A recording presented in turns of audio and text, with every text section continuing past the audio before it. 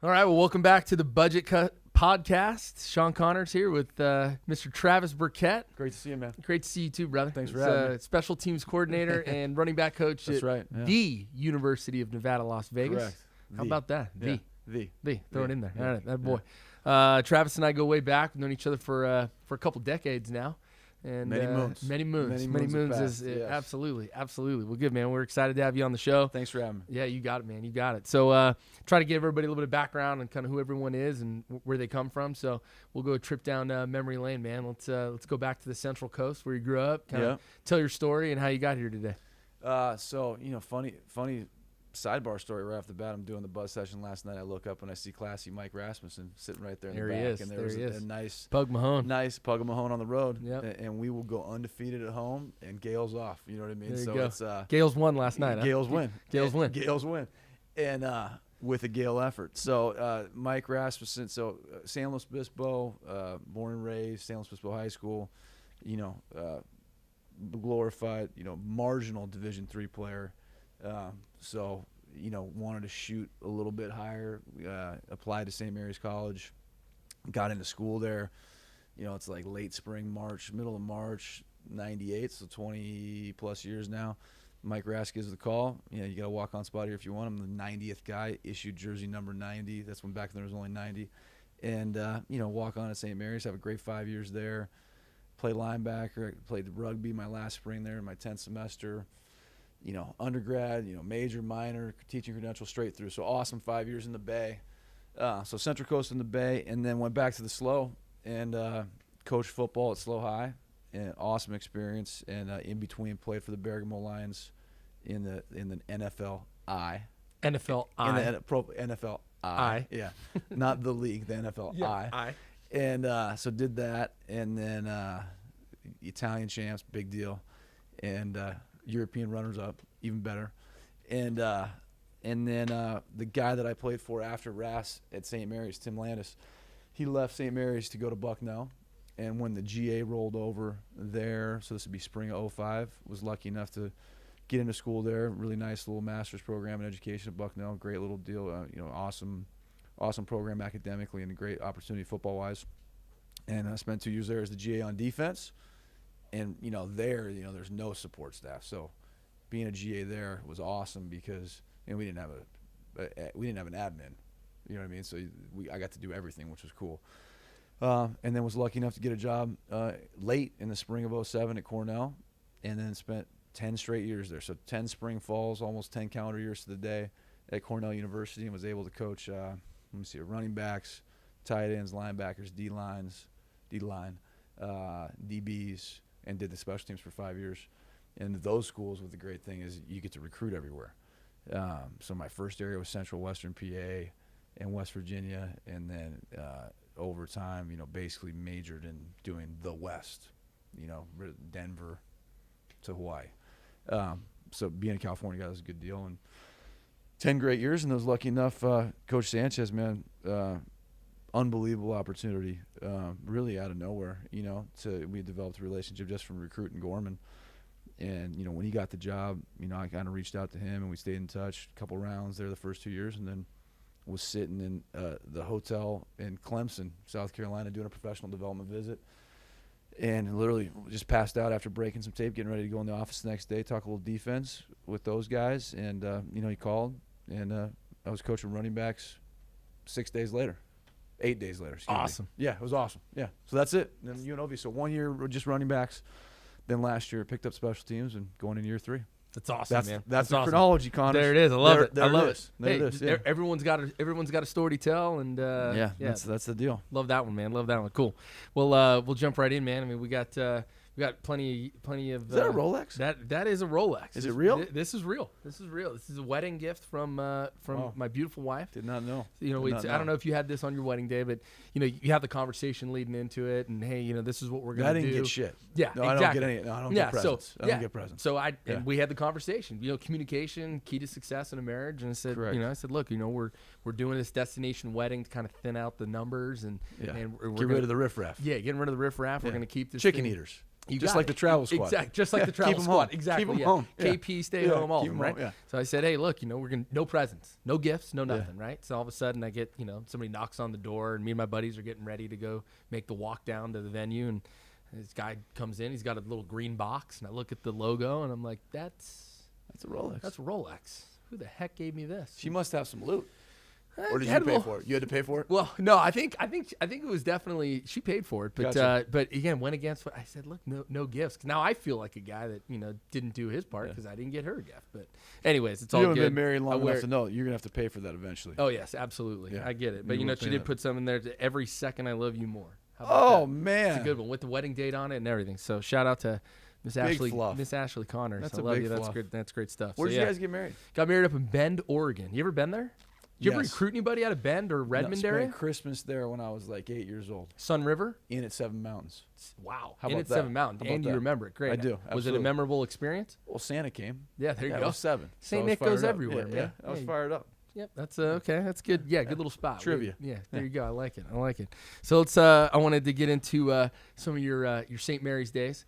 So the connection here, obviously, being you had just wrapped up in 01, I believe. I helped to recruit your brother. Yeah, you helped recruit my younger brother, Zach Connors, who I still give a lot of grief to this day, that he played quarterback on the last football team at St. Mary's, and the reason they dropped the program was because he was so bad at playing quarterback. 77% his fault. Yes, absolutely. The I'm other not good at math. 22%. The guy that was coaching. Yeah, there you go. And then 1% the football gods. Yeah, there you go. Football gods got us on that one. Yeah, no question. So talk about just we've been having a lot of conversations with coaches about relationships and philosophy and all those things. But it always comes back to the relationship with certain people, mentors, people like that. So let's go back to St. Mary's. Now it's a special place to you. Oh, man. What about it is special? The people. Well, I mean, tell us a little about it. We were joking, but it's really not a joke. The symbol of the school, Signum Fidei, which I don't speak Latin, but it has something to do with loyalty. So that's a big deal. And then the English slogan, enter to learn, learn to serve. That is the deal. In fact, serves my word for 2019. And I like that. New Year's resolution? Well, I'm on the bandwagon with old John Gordon. You know what I mean? I'm on the bandwagon. Love it. What's your word for the year? What's your word for the year? Love it. Last year was greatness. This year's serve. So I believe in that, but I think it comes back to that St. Mary's training. And my brain's not working great right now, but the 5-pointed star, Lasallian values, and the whole deal, and loved, and I always say, the St. Mary's people, whether they're athletes or not, but especially athletes and especially football dudes, it's a real special, unique, and I'm not saying it because I'm one of them, but just the guys that I look up to in my peer group and older than me or younger than me, it's a unique deal. You know what I mean? And feel really strongly about it, and I think it's just because of the place and the type of education you receive, and again that service mentality and that family mentality. It's hard not to be a family when you go to a school that one way in, one way out. Yeah, 2,200 people, and then you throw football in there. It's a big deal. And then education-wise, from an academic standpoint, I think probably I'm a little biased because I'm like learning disabled in math, so I lean this way anyways. Yeah. But I think that the liberal arts education there, and more specifically, no matter what you're studying, the emphasis on reading, writing, speaking, interacting, that you get there forced on you in a very good way. It creates a different, even if you're a meat stick, and which we had a lot of those guys, you're going to get better because you have to interact. Sure. And as we all know, as we get out in the real world, you can study underwater basket weaving and end up being a hedge fund guy. You could study finance and end up, selling widgets. You don't know what you're going to do based on what you major in. So I've always loved that, that training, because anything you do, you're going to have people skills. Yeah, you got that has to translate. So that's why I obviously feel really strongly about that. And then the football piece, I mean, obviously we don't have football anymore, so it's a bad deal. But so much tradition, you know what I mean? So incredible. It brings it, 19. And what a great story, because Slip Madigan basically showed up and he was, I think, 22 years old, maybe 23, or maybe a little bit older, because back then you could be older and go to college. Maybe there's World War I interruption. I don't know, but in his early to mid-20s, and disciple Newt Rockne played at Notre Dame and showed up and basically said, I'm going to make your program awesome. And I think from 1921 and 1946, between him and one other coach, they won like 756 of their games or something like that. Wow. Incredible. Percentage-wise. 3 out of every 4. Correct. Unreal. Yeah, and like the 1931 USC national championship team had 1 loss. It was the same area. So that part's really cool from a football standpoint, and then just a great, that part on the field, lessons you learn on the field there, and specifically there, is just an awesome deal. Yeah, awesome deal. How about the people? I know there's a lot of. I'm so fond of all the people that I've met. Great people, nice people at St. Mary's. Any names in particular out there? Any guys? Well, I mentioned Coach Rasmussen. Yeah, I mean, he's a big deal, really influential in my life. Wouldn't be here without him and the opportunity. Obviously, all the guys affiliated with both staffs that I played for. Yeah, very influential personally to me in terms of becoming a coach. Sure. I think Tim's program and the coach's implementation of it, specifically with he had the coach mentor program and developing relationships in a systematic way with goal setting and meetings outside of football. I think that's kind of what ultimately probably tipped the balance for me toward the one, because I saw how effective that was in real time for me as I was going through it. So yeah, obviously the coaches, but the peer relationships. I mean, we don't have too many famous guys. We don't have too many NFL guys, but sure, from the guys with no football-wise in the football world, but a lot of guys that people do know that maybe don't know that they know. Meaning, like, someone who's listening to this that's a California recruiting coach from whatever Power 5 staff. I mean, there's a ton of teachers and coaches football that they've interacted with there from that tree. Yeah, so that's I mean, I can't say that I didn't. I think it's probably the least cliquey from a football perspective. Everybody was, you know what I mean? I loved all the guys, you know what I mean? Which is unique, I think. Yeah. No cliques. You know? I'd say the same thing. I mean, we're really lucky. We get a chance to work with, football coaches all over the country, and we learn about their coaching trees and guys that have been a part of their staffs in the past. And that it happens to be in our backyard as well. But the fact that we've gotten a chance to know a lot of those guys at St. Mary's, it really is. It is a special. They're all group. because it really is California. Unique. What percentage of your business is California? We're probably right around 40-50%. So it's significant. Significant amount. Yeah, and a lot of those guys are teachers and coaches, man. Yep. A lot of them. Yep. That's awesome. Yeah, so it's big deal. That's you coach somewhere for long enough. Yeah. You know what I mean? And this is one of my deal. Especially in the Ivy League, but any smart kid school, you start getting coaches that think they went there. Yeah. And so you coach somewhere long enough, people, positive or neutral or negative way think you went there. You know what I mean? So sure. You work at camp or go to a clinic, hey, Cornell guy, nah, I worked there. I'm the St. Mary's guy. Yeah. You know what I mean? That means a lot to me. Yeah, that's awesome, man. So let's talk. 10 years at Cornell is a long time, straight, man. Bro. It's a long time up in Ithaca. Beautiful part Odysseus. of the country, right? 10 years. Yeah, 10 exactly. years. Yeah, there it is. 10 years at war, 10 years lost. Perfect. You got it. I love it. I love. Hopefully, I'm not in the second 10. I was going to say, let's make sure you're not in the second 10. Definitely 10 years at war, no question. So talk about that, man. What was that experience like being at Big Red? Being up in upstate New York, awesome. Ivy League institution, recruiting the country, unbelievable place. In your late 20s, early 30s, yeah. What was that like? I got the job when I was 26, going on 27, and was there for 10 straight. So it was a pretty formative time, and my first job too. Because being a GA, I would never count that as your first job. Yeah, being a graduate assistant's a different genre. So that's a catch-all. Yeah, and when you're FCS. Non-scholarship academic GA, it's really a catch-all. You catch all, no everything. Question, no question. Cornell's an unbelievable institution, very special place. A lot of history there in a good way. Youngest Ivy League school, redefined American education with the setup. Stanford's a sister school. Stanford copied there. Cornell. There's all you can go on and on and on. There's so much that goes into that place as an institution, but special football family. A lot of great people, and that's when you work at those type of schools, not so much the community relations is so different. You know what I mean? When you work at other UNLV or someplace like that, community relations is a little bit more important than I would say like alumni relations. Sure. So alumni deal at those schools is a big deal. So, and that's a good thing because you get to meet so many interesting people doing so many different things in so many different fields and walks of life. And then the kids, great kids, and I haven't seen 2.5 cycles of guys come through there, and like you're saying, the recruiting piece, even the guys you don't get, the people you meet, and the travels you have, and yeah, it was a very, very, and I was lucky because all the head coaches that I worked for there gave me so many opportunities, and it probably, it's probably a bad thing, jack of all, master of none, but it's been good for me. I've liked it, from a football perspective, coaching different stuff and not, I didn't go to Cornell and coach the D-line for 10 straight years, so I got to do a lot of different things and you get to hone your craft, right? Yeah, you get to perfect your craft. You become a better teacher for sure. Absolutely. Because it's that whenever you change, it's stressful. You know what I mean? Yeah. It's stressful. But change is where growth occurs, right? Correct. So yeah, get comfortable being uncomfortable, and that's how you get better. Yep.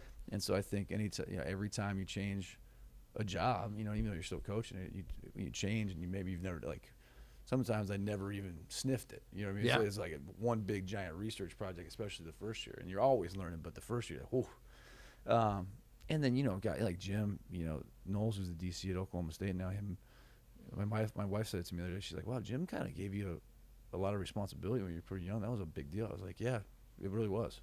So people believe in you. That's always awesome. You got that opportunity. That's awesome. Yeah, to do the special teams when I was pretty young, and obviously you're never ready for anything. But then the recruiting piece, that part, what a blessing there, because you haven't been everywhere, but been a lot of places. Yeah, and that's important. I was gonna say, speaking of that, so getting out and traveling and recruiting the country, what was the craziest recruiting experience that you had? I'm sure you got stuck in airports. I'm sure you've gotten stood up by coaches as you go to, unfortunately, things like, that come up. I would say general concept-wise, without sharing a specific story, I think probably one of the hardest things, and it happens at every level, but it happens a lot at that level, de-recruiting guys. Yeah. Because of the academic piece. You know what Sure. I mean?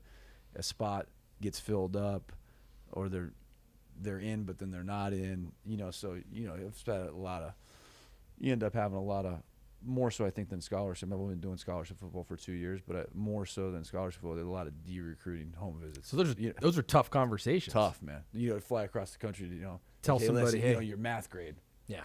You got a C-, you needed to get a B+, or something like that. Or, hey, listen, the application was being processed and Johnny committed before you, or something like that. So that's general concept-wise. Those are probably not a crazy story, but tough stories. And then just fun stuff like that you probably don't get to do in a lot of jobs. Like when you're trying to cover that much ground, you got to really winnow it down, and you think it's pretty simple because you're like, oh, just go to the academic school. It's not that simple. You got to chart it out. And I'm pretty I like to know what I'm doing. So sure.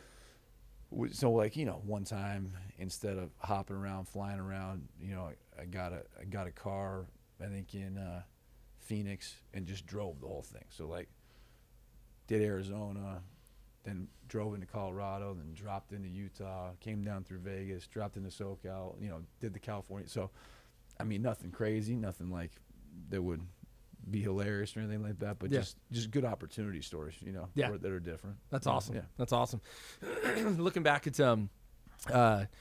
as we talked to a lot of coaches, we've been asking them, hey, what's your philosophy on? Ooh. What's your philosophy? What's your who've been your mentors? Am I allowed to have one? I'm not. Yeah. Okay, you're allowed. You're allowed. You have to be, Am I allowed to have a philosophy? Yeah, you don't have to have a certain title or anything in front of your name. Yeah, we love talking. We love talking philosophy. So, we got a bunch of high school coaches across the country that are listening to this, college coaches as well. They want to learn a little bit more about Coach Burkett at UNLV. What's Trav's coaching philosophy? Coaching philosophy. So I would say to facilitate the positive growth of my players. That is the philosophy, the vision. What does that look like? Person, student, athlete. You know what I mean? So basically in that order, but also circular there. You know what I mean? I'm not going to sacrifice personal development and lose. And I'm not going to win but not develop you individually athletically. You know what I mean? So all that stuff all at the same time, I really believe strongly in that. Got it. Person, student, athlete. And then I believe in the old cliche, they don't know, they don't care how much you know until they know how much you care. And I think that there's only one way to show anyone in a relationship that you care. There's only one, and it's time. Period. That's nice your wife gave you a Rolex. Yeah. But doesn't mean anything. No. It's a Rolex. It's the time. Correct. Yep. So agreed. there's only one way to do that, and so you just got to spend time. Yeah. And sometimes it's got to be as simple as just hanging out. So I believe in that. Philosophically, what does that look like? You got to get around guys. You got to have meals. You got to break bread. You got to do things other than football. You got to do a lot of football. You got to talk about grades. You got to have a relationship. Sure. And in order to have a relationship, you need to be relatable. Yeah. And I think so much of coaching, especially these guys, because they're staring at their phones all day, and that's my big joke. They're all sitting around playing on their phones. When back in, our day, we're not that old. Yeah. We'd be sitting around talking to each other. Yeah. Shit, or going, Exactly. checking out what's going on, Yep. checking out the scenery and going, yeah. like not freaking staring at a phone. Yep. And so there was an art to shooting the shit. It's like not looking, seeing. Sure, yeah. Sight, sound, smells. Yep. And not freaking that's it. They're not texting each other, which would be better. Playing Fortnite or whatever. Sure. And so I think that you just got to be able to coach them on that piece too in their own development. You know what I mean? Like, well, you can't, you have to model it, but there's so much I think of them becoming better football players is them becoming better people, specifically defined by becoming more relatable and becoming a better interactor. Yeah, back to what you were saying about St. Mary's, giving you that opportunity to you can get out there, and you have to have those skills that are relatable in order to make it in life. Yeah, no matter where you're going to school, you know what I mean? Yeah, and that's so yeah, that's some of the philosophy right there. Some of the coaches we've talked to, they've had we've had conversations about what's it like coaching this generation of people. So whether it's student athletes, however you want to phrase it, but this generation, what's the biggest challenge in from start to finish, recruiting process to seeing them out the door as they graduate at your school? I think kids are kids. You know what I mean? I don't think that's changed too much. No. From 1920 to now, and like everybody's like, oh, it must be a huge difference between Cornell and UNLV. There's not. Yeah. Kids are kids. Yeah. But I do think all of us, and I know it. I mean, I don't have any data to back it, but I mean, I have adult onset ADD. Because of this phone, you know what I mean? Sure. Like so I think that's probably, if I could pick one thing that would like I said, those we're all, the adults, the kids, everybody, we're all on those phones. We're connected to this device all day long. Yeah, all day long. So and it hurts us. It does. It hurts us a lot. So I think that kids these days, quote unquote, that old phrase. Sure. I think it's just what I said already in terms of just encouraging them to be with each other, to be with us. Everybody talks about faith, family, football, one team, one dream, all that kind of stuff. There is data. 150 people make up a tribe. You know what I mean? Sure. And you want to get those people in that 150 to be connected to each other, not disconnected to each other. Cool. Let me take you back to your high school. Go ahead. The high school coaching experience. Oh, yeah. Slow High. So, one of the things that we do is help schools raise money. We're providing them with funding so that they can create opportunities. Obviously, at an elite level. We're coach. I appreciate that. At an elite level. At an elite level. Yeah. We're 11,000, almost 12,000 programs across the country now call us their fundraising partner, which is great. We're very proud of that, humbled, honored, all of it. But go back to 2003. Coaching football down at Slow High. Looking back then, seeing how what you guys dealt with or how you did things back in 2003 versus now what you're seeing when you go up to recruit coaches or recruit players. You're talking with coaches and you see are there big differences from what it was back then in 2003 and what your experience was about the kids? Versus I'd just say overall, just what you see, what you had to deal with in terms of whether it's raising money, keeping track of your student athletes, helping them with the recruiting process, to what coaches are what they're doing now. I think when you're at the high school level, you talk about riffraff. I mean, the parents are the riffraff, obviously. I mean, you love them, and in my opinion, and I lived it, so I can talk a little bit about it. I coached high school for 2 years. It is an advantage in that way as a high school coach, because in many ways being a high school coach and a pro coach, or I've never been a pro coach, but similar in my opinion, because when they leave, they leave. Yeah. They go home. Yep. You know what I mean? And if it's a pro, obviously he's an adult pro. Yeah. It's a high school kid. Most kids go home to somebody. Yeah. Obviously there's really hard situations where kids have nobody, but those are few and far between. Sure. I think. Yeah. So that dynamic is so different. That's an advantage, but it's also a disadvantage at the high school level because that's who they're kibitzing with. And, Sure. and now in college it's even more hard because they're on the phone with those folks. And hopefully it's a great environment and they're supporting the message of the program and vice versa. Sure. But in college, they're there. You are their parent family structure because they're away from home in general. So I would just say that more than ever, 15 years now since I coached high school, I would say. Bring him in. Yeah, here we go. Here we go. Oh, little outstanding. Bloody Mary. Outstanding. There we go. Thank you so much, With Coach. Tito's, no less. There we go. There we Salute go. to you. Cheers, Mika, salute. thank you so much. Yeah, Thank you mahalo. so much. Mahalo. Mahalo. Thank you. Put that right there. Outstanding. That's Wow. Budget Cut podcast. How about little bloody. We High got, end. Coach, we got a couple. We got yeah, it's Not nice. well vodka. Yeah. Thank you. Not well vodka. We're good. We got a few olives there. Some celery. This is great. Beautiful for health. This is Help. this is cheers to the St. Mary's football camp right here. It is. This one's for Hammer and Shields. This is Hammer and Shields. We're having a bloody for you guys. So yeah, because I think one of the things that a lot of coaches ask is hey, how with technology advancing, sure, there's all of the things that make hopefully things better, right? Like find a better way. That's one of our company's mantras. We get that. Everyone's looking to find a better way. Looking back at some of the institutions that you've visited, coaches that you've met with. Take us through any coaches out there that you've said, wow, this guy's found a better way to get something done, whether it's get done more with less, guys that just take advantage of a great situation. Tony, when he was a Gorman, I learned a lot by watching him. Okay. Obviously, he'd be a high-level example. Yeah. And I would say, like, you want to pick one thing, like, in terms of giving the kids a great experience and coaching the heck out of them. You know what I mean? And making sure they were getting their everyone's getting their money's worth. Sure. Which is awesome to see. Throw another big, Rollo, modern day. You know what I mean? Obviously, he is a fundraising machine for his own institution, and he's got a lot of inertia there. So watching that piece of it, sure, that internal community relation, so to speak. Let me see here. NorCal-wise, the football development that I've seen. This is what you're asking, right? Yeah, guys that do a good Perfect. job. Yeah, guys that do a great job. Guys you've seen, like I said, NorCal-wise, the guys at Folsom, both when it was Coach Richardson and Troy, and then now Chris the last couple of years by himself. Football development-wise, like whoa. I always tell a story all the time, like incredible. You won 2 state championships in a row, but the football development side of it, in terms of his guys, you go there in January and they're 11-on-11 or 11 on air. Putting the screen game in on the field. You know what I mean? Yeah. It's a football PE period. Yeah. God bless them. Good for them. Yeah. But going back, all these guys. I mean, I think going back to what you were asking previously.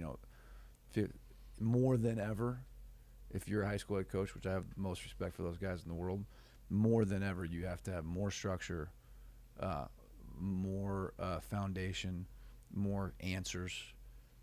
Right now, more ability to have things automated. Yeah. You know what I mean? Sure. What what we do. Sure. Yeah, more things delegated. Sure. More all those words. Yeah. Sure. I mean, you have to. Yeah, and it's we're down here at the AFCA in San Antonio, and it's incredible to see. I mean, we're in, I call it Middle America, but and down here in Texas, and it's amazing. Well, Southwest. There we go. Southwest. There you go. Southwest. Okay. Middle of the country, I guess is what I meant to say. Correct. Geographically speaking, but it's incredible to see how many high school coaches are here. Oh, I mean, we've got clients coming up to our booth, and I'm going, my gosh, I didn't realize you guys would travel so far to come here. But like you said, these guys they're looking for more. Winning edge. Yep, winning edge. Where do I find it? Right. Yeah. By the way, speaking of winning edge, did you ever read that book, Bill Walsh's Finding the Winning Edge? I got it, a nice hardback one, given to me by my mother-in-law, and it's sitting ready to be. I have not read it. Yeah, fantastic read. One of the second or third football books I ever read. Christmas gift, same thing. I think it was mom or dad put it in the stocking stuffer. Did you read the whole thing? Oh my God, I think I've read it 3 times. So it was pivotal, and I think in helping us build our company. I'm sure. Just in terms of organizational method, structure, kind of going back to some of the why do you do certain things, right? Which is really cool. So, this is a fun part I want to get into. You've got a lot of juice to you So you coach with a You think so? passion. Oh man, look, guys that played with you would say the same thing. The coaches, every coach that I've ever met that knows you, whether they've coached with you, coached you while you were playing, guys always say the same thing. You got a lot of juice to you. And I'd say your players would probably say the same thing, right? I hope. Yeah, I would think so. I mean, I don't know if you're the guy that's running down with your L5 on kickoff during practice, but to make sure everybody stays in their lane. But I know that you've got a lot. Yeah. Just talk about why that's important in terms of bringing a passion to the game and sharing that with your kids. And I mean, I think it's pretty well documented. No matter what you're doing, going back to selling widgets, coaching kickoff, building an E-team spot, whatever it might be. One will not be successful if one is not passionate.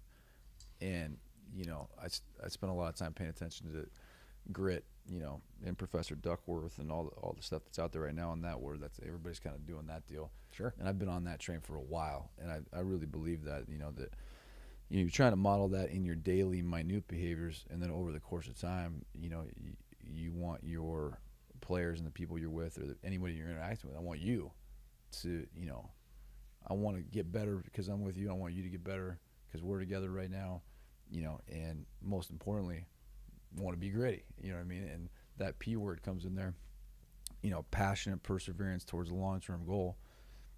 Goals that should be measurable and stuff, but generic, overall overarching goal, like it's your long-term goal. You want to be a great coach. That's all you want to facilitate the positive development of the guys that I coach, person, student, athlete, and it's not happening without passion. You won't make it without passion. You got to be passionately perseverant towards your long-term goals and goals. So I mean, I don't know. Sometimes it's not that complicated, right? Do you love football or not? Yeah. You know what I mean? Sure. Maybe I'm like that. I hope I want to be like that, but I also love football. So I mean, I think that's what football makes football so great is, and you see a lot of coaches that are coaching that maybe. It really comes down to that. You don't love football. Sure. All the guys that I've ever been around as a player or as a coach that it wasn't working out, or maybe they even quit or, scubaed, Sure. So, scubaed the deal. Yeah. Got an ankle injury that never came around. Sure. Whatever it might be. Sure. You don't love football. Yeah. It usually had little to do with ability. Sometimes it's really good guys, right? So. Sure. So, I mean, the answer. Yep. You got to be passionate. Yep, got to have that passion, man, no doubt. In terms of, we've been asking coaches, off the field stuff. So, what's on Coach Burkett's, phone in terms of pregame music? If you got a band, it's a go-to. An go-to album, go-to artist, go-to song, pregame. Day of game, anything like dude. I've evolved. I don't even know what I do other than football. I got 2 little girls, and a great wife. You know what I mean? And obviously family and friends, but work out. That's about, you know what I mean? That's it. Go run. You know what I mean? That's about the deal. Tell us about what you guys do before your game at Reno. Oh man, the coaching the staff. Reno half. Let's talk about that. The Reno half. Yeah. So Garen Justice, the O-line coach, Will Kreitler, former UNLV captain, great player, center. O-line GA. We did Palms is our team hotel for half the games. So we got to the Palms parking lot, I don't know, 5 o'clock or something like that. Later pregame meal and went on a 13.1 run. Our own little half marathon. We called it the Reno half. Yeah, clearly the key to victory that day. And we, the great thing about Vegas is running goes so quickly because you're down there. It's flat or flatter. So that's nice. You don't have hill, incline, decline run. And there's so much sights and sounds and scenery, smell, all of the above, that it makes the run go more quickly. So I think we went, east from the Palms up to the Stratosphere, not all the way to Stratosphere, but almost to the Stratosphere, down Las Vegas Boulevard, all the way to the sign, the Welcome to Las Vegas sign, loop back up, and then made sure it hit 13.1 on Garen's watch, the elite spa session at the Palms. After that, Turkish hammam, hang out, flush. Wow. Roll into a full keto breakfast, and then go win. Now, it didn't look good at the end of the first quarter. Didn't look like the method was working, but then it worked out. That's awesome. So that was a great story. Yeah, we built up to that. 13.1 pregame. On game day. On game day. On game day. Wow, that's incredible. That is awesome. Any coach and his staff out there can aspire to do a half marathon. Coach Justice was a big. I mean, without that guy, I wouldn't have done it. That's he huge. was a big. That was, it was kind of not kind of. It was his brainchild. That was his deal. He's like, because we started running a little bit, and it was going good. We were on like a Tuesday, Thursday, Saturday deal. Okay. And he's like, dude, we got to run. Last game, we're gonna run a half marathon.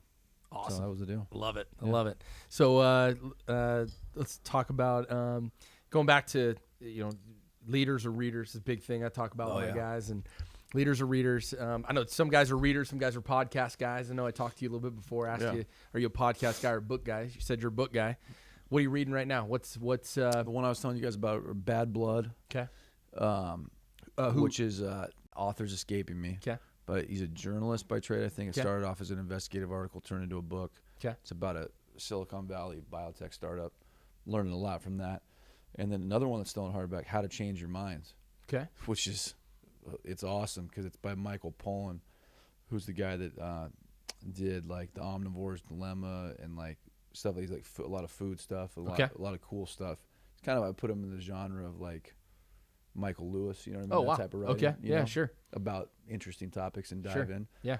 And so How to Change Your Mind is about like mushrooms and LSD and about like the science behind it and about how I'm only 200 pages into it. It's a 400-page book, but basically the whole history of, as he says in the book, psychedelics and how they used to be medically and scientifically applied. Wow. Then turned into like a street drug deal, and now it's spinning back the other way. And there's so many people with mental disorders, quote unquote, these days, that there's an application there. It's Incredible. Yeah. So that's what I'm on right now. There you go. Those I love two- it. those two books, So you're not cracking open a football book. I get a lot of football. Yeah. Yeah, I bet. I bet. mean, we do a lot of football. Sure. Yeah, I'm not too concerned about not being. Up to date on. Well, I'm not. I mean, I don't know. Obviously, I'm not. You try to. It's our job to stay cutting edge, and we Sure. do. But you know what I'm saying. Yeah. Yeah. I read plenty of football books. Yeah. Right now, I'm not. Sure. Right Yeah, now. Yeah. yeah. Yeah. That's good. During Yeah. January, it's time to you can Yeah. disconnect a little bit. Yeah, That's yeah. great, man. Train the brain. I love it. In terms of getting into back into the fun stuff. Yeah. So the best player you played against during your playing days. Ooh. Best player you saw on the field with your own two eyes. Just talking to him about this guy on the plane the other day. This guy, Matt Cannon, Southern Utah triple option quarterback. And I want to say he played there from 98, 99, probably 97, 98, 99, 2000. I think he played all 4 years. Okay.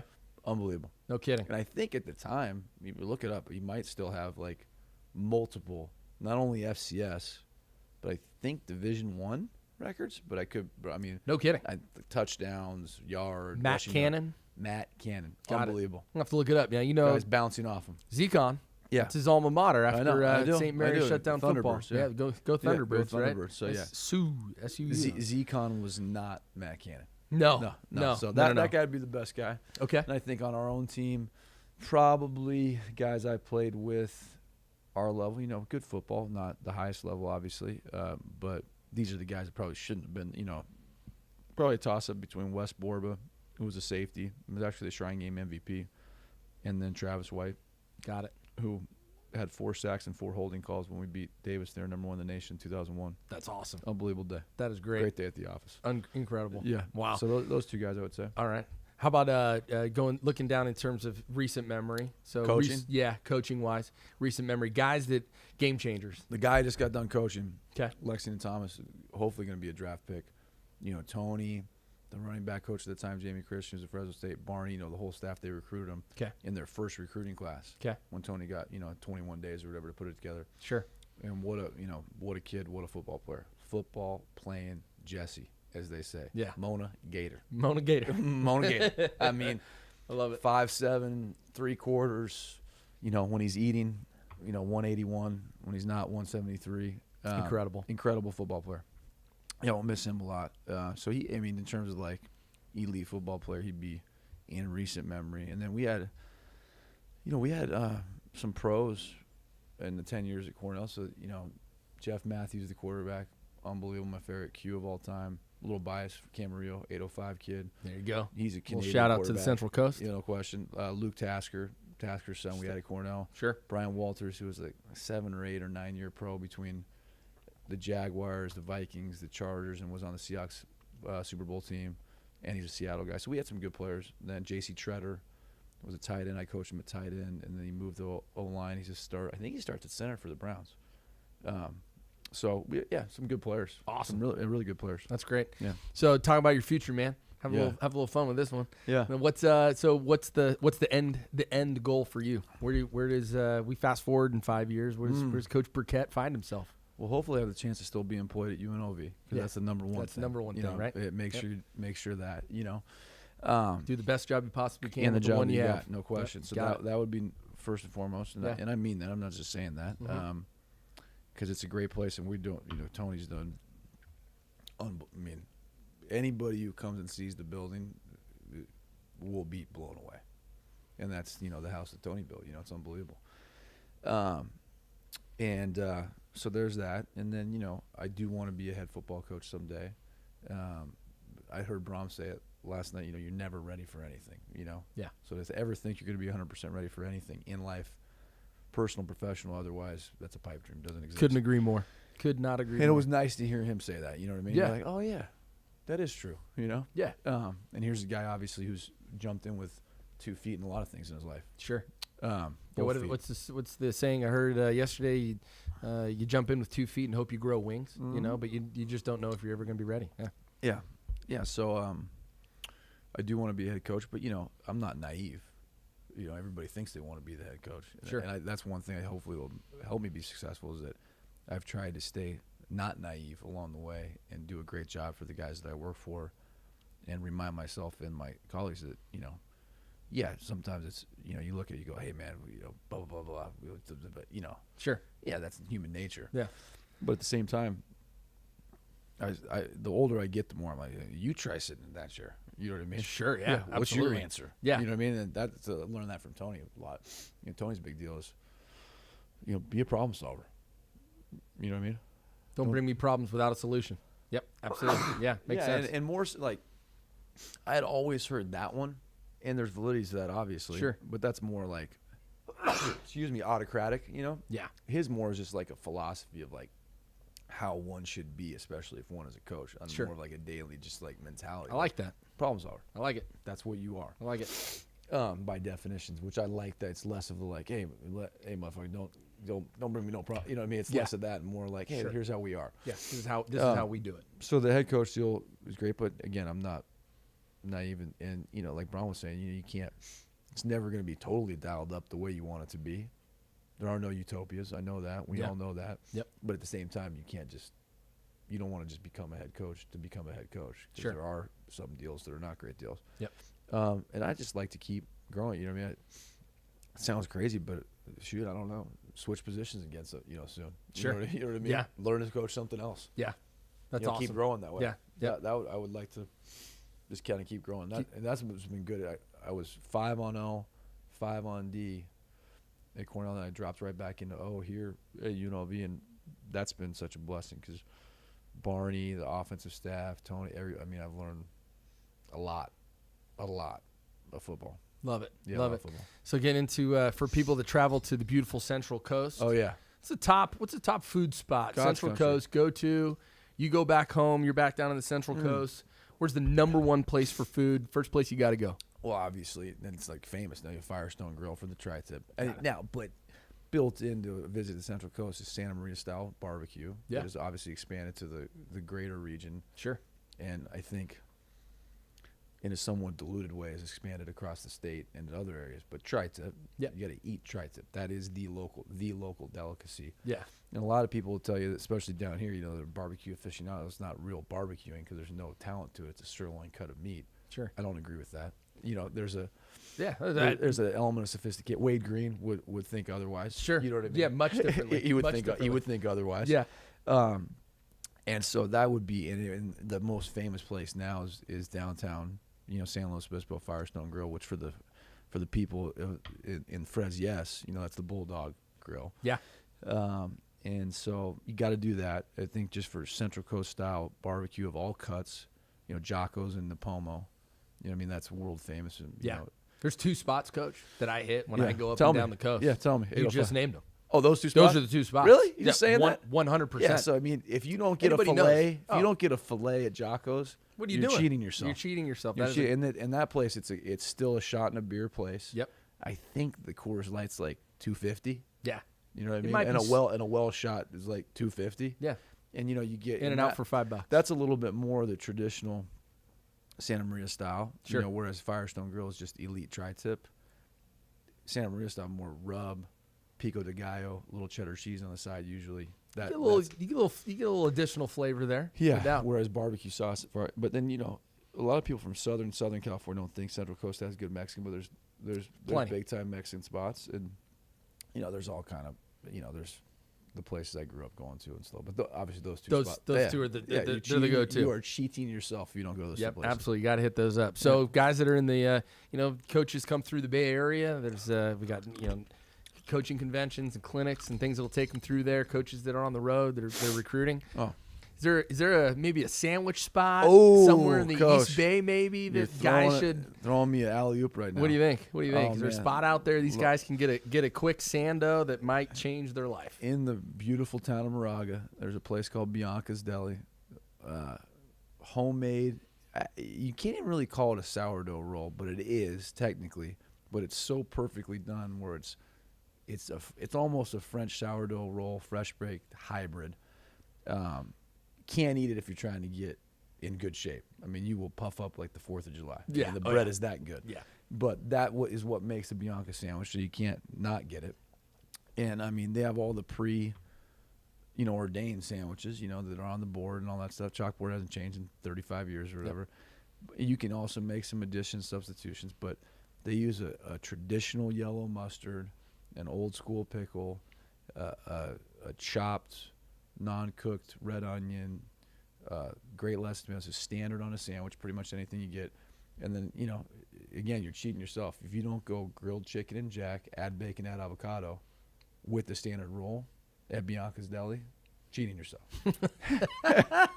Cheating yourself. Oh, that is so, my mouth is watering just thinking about it right now. I'm that like, order. I could right now if there was a way for me to magically make that appear right now in this podcast in front of us, I'd share it with you. I'd split it with you. What a sandwich. That saved us maybe a few times after St. Mary's football camp, day 3, 3.5. That'll take the place of 3 Bloody Marys. Yeah, absolutely, 1,000%. Yeah.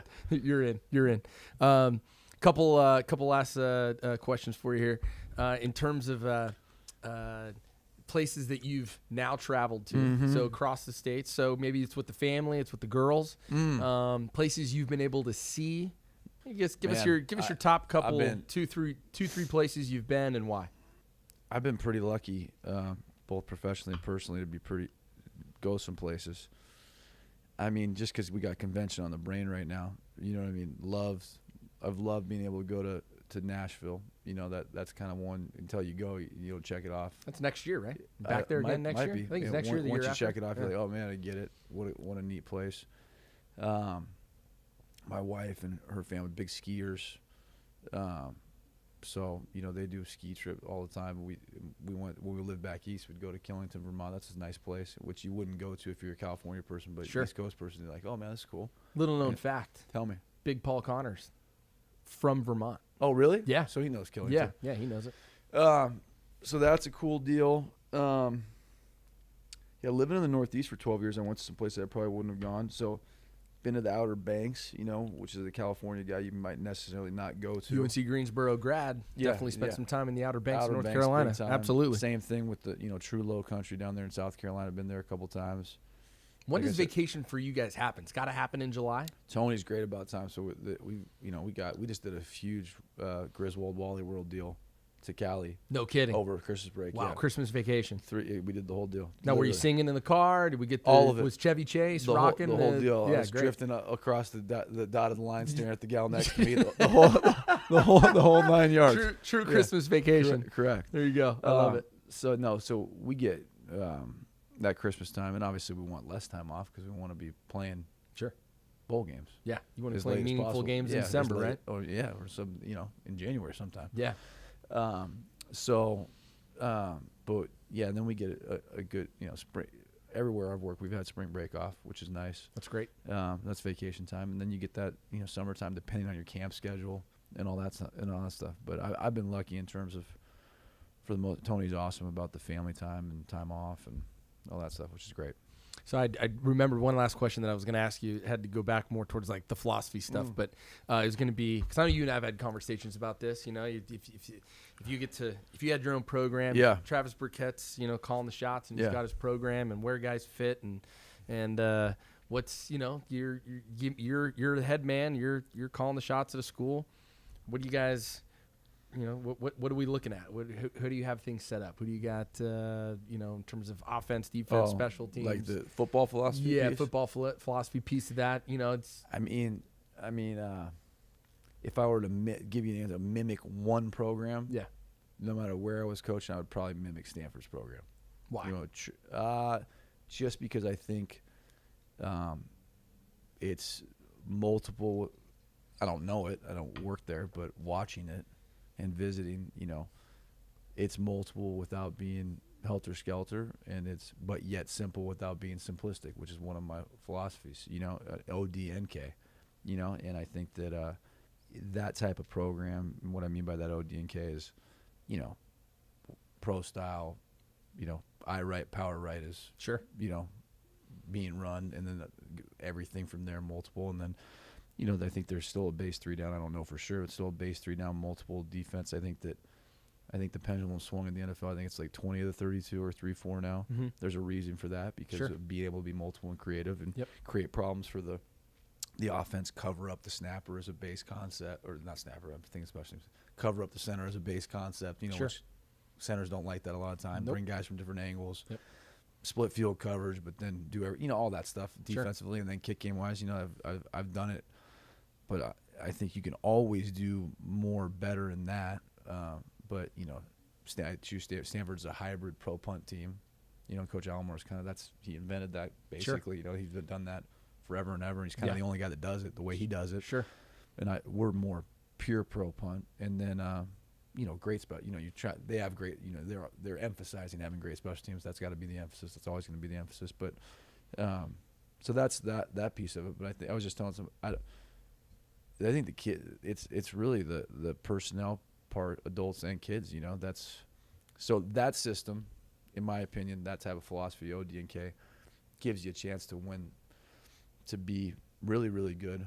The time that you do have the best, say you do have the year where you have the better players than everybody, then I think it's going to even be that much better. And then maybe the years where you don't have the better players, you're always going to have a chance to, I think they've kind of proven it. Yeah, they win 9 or more every year. Sure. One of the most consistent programs in the country. They basically win 9 to 13. Yeah, which is pretty good. That's incredible. Yeah, consistent. But the most important part is the people part. And I think that if one thing I'd say about that program is not rushing into people's decisions. I heard Coach Saban say one time, once we do this, we're married. So we'll make sure you use that analogy. Sure. So I that really resonates with me. Because my wife and I knew each other for 7 years, so it takes a long time to get to know somebody. Yeah, you're not professing it; you're practicing it. It takes a long time to get to know somebody in a good way. Yeah. So I would say that'll be a theme. It's kind of like, and we're not going to rush into any marriages here. Yeah. You know what I mean? We'll do it. Here's my wife right now.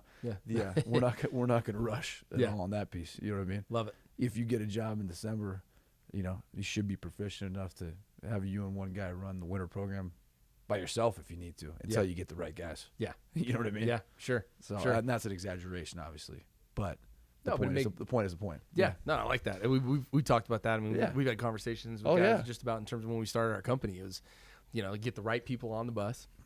And then John Gordon, bro. Yep. Get them right. Get the right people on the bus. Yeah. Get the wrong people off the bus. Please. And then, hey, once they're on the bus, you figure out what seat they go in over time. Yeah. You're not going to figure it out before you push off. No, and get the wrong people off now.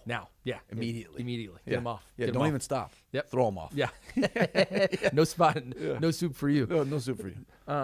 I wanted to I got one more thing for you. You mentioned your word for the year. Yeah. So serve. Yeah. So talk. Why? How'd you come up with that? Well, I kicked around a few ideas for a while. like What was in the running? What was like your kind of? Did you break it down to maybe like your final influence, final 3, 5? Influence, lead, in that genre. Okay. You know what I mean? Then finally, I think service was one that I like. Just serve was they made the cut. That's the one. Got it. What does serve look like in 2019 for Coach I think Burkett? just try to just one of my constant life goals is to try to be a little bit more humble tomorrow than I am today. You know what I mean? And that's a major challenge for me. It's a major challenge for all of us. But I think it's the key. And so like the phrase, the mantra to myself when I'm doing my morning mantra deal is like humbly serve, so that I like that. So what it looks like in practice is, just trying to, live with interchangeable empathy, and no matter who you're interacting with, it's Elko says, treat everybody as if they're hurting. You know what I mean? And just and try to make sure that what can you do for the person that you're interacting with, even and most especially when they can't do anything for you. And I mean, we all struggle with that one. Sure. I mean, if you really QC'd it, especially you get a convention mode like here, you see it really. I mean, it shines like it's like a freaking neon. Yeah, Vegas I was gonna say sign, red like, line. Yeah, bump, red line. Bump, bump, bump. Yeah, You see a lot of people. Only interacting if they know the person can do something for them, and I'm guilty of it. We're all guilty of it. Sure. That's not right. So, Sure. that's try to just. Does that make sense? I like that. Yeah, I like it. Hey, if it makes sense to you, it makes sense. That's all that matters, man. I love I love it. I think there's a lot to be said for guys that are looking at that the growth component. And I think there's unfortunately not enough guys do it, but fortunately for the ones that do, it puts them in a completely different category. I'll say, or it shows that they're cut from a different cloth. So. Appreciate the time today, man. This Thanks, is awesome. bro. This is great. Number one stunner, man. Hey, number thing one. One. Thing what one. a setup. Hey, by the way, what a setup. The ability for us to put this together in a hotel in Austin in San Antonio at the AFCA. If you would have told me this was a reality, I'd say you were drinking something that Coach Stantz gave you. Yeah. You know what I mean? And I would say, there's but no I would have way. told you. But I told you if we were drinking something that Coach Stantz gave us, I would have told you. I've already seen the white raccoon. No question. I walked out there. Yeah. I walked outside. Yeah, the white raccoon has come through. Yes. That's awesome, man. Well, good, dude. It was great having you on. Travis Burkett, special teams coordinator and running back coach at UNLV. Awesome having you here, brother. Thanks, bro. Appreciate it. Yeah, we'll get you on the show again. Yeah, go Rebs. All right, bud. Thanks, man. Appreciate it.